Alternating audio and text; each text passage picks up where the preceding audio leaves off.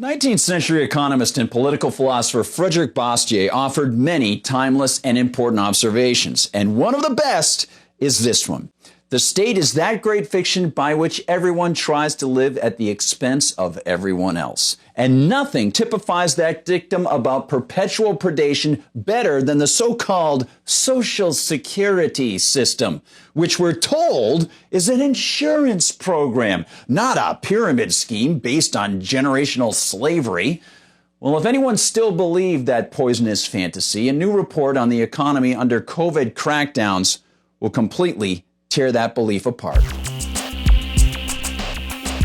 Hi everyone, I'm Gardner Goldsmith for MRCTV. Well, anyone familiar with the English language, logic, and the difference between the state and society knows that Social Security isn't really social, since it's a creation of the state rather than society. So by definition, it's anti-society, i.e. antisocial, and it's certainly never been secure. And if anyone still were willing to ride the economic unicorn most politicians tell them exists, that being the fantasy that Social Security is an insurance program composed of your investments, they might not be once they hear the latest. It comes to us via Reason's Eric Boehm, who reveals that the Social Security Administration's latest report incorporates early data from the COVID-19 lockdown economic crash.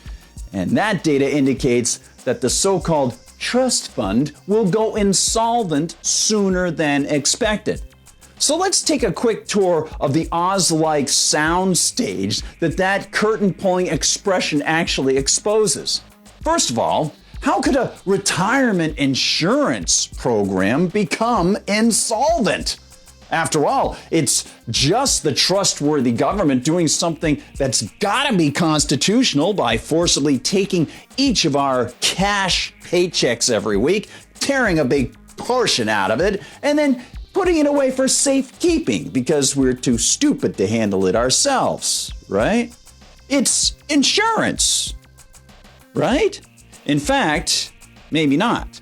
The real name of the Social Security Fund within the 1935 Social Security Act is OASDI, which stands for Old Age Survivor and Disability Insurance. Yeah, really great. And, but that's funny. There must be something amiss about that because it's insurance. It says it right in the title, and Oz is real. Right? Pay no attention to that man behind the curtain. Well, as Boehm reports, even without the pandemic factoring into the calculations, Social Security is heading for insolvency by 2035, the report says. No! And Boehm notes that anyone over 50 will likely experience cuts in his or her benefits. But that's the rosy projection. The COVID crackdown economy means less money will be shoveled into the federal coffers. And that means an earlier fall for the so-called insurance program. If the coronavirus results in economic losses of 15% for the current year, the program would likely face insolvency by 2034, says Stephen Goss, chief actuary for the Social Security Administration.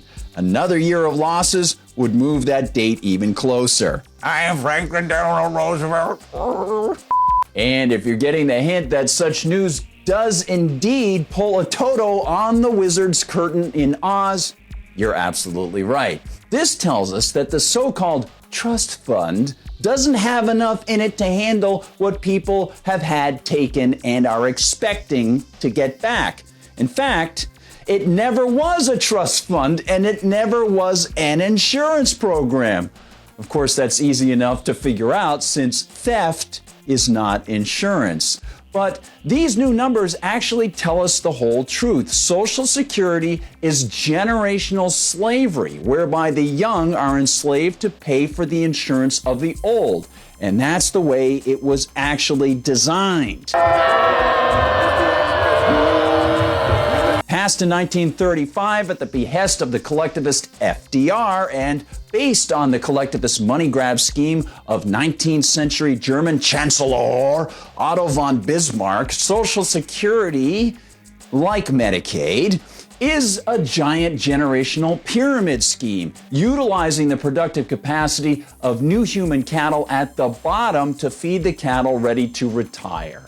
As Pepperdine University economics professor Gary Galez wrote for the Mises Institute, if Social Security and Medicare both involved people voluntarily financing their own benefits, an argument could be made for seniors' earned benefits view.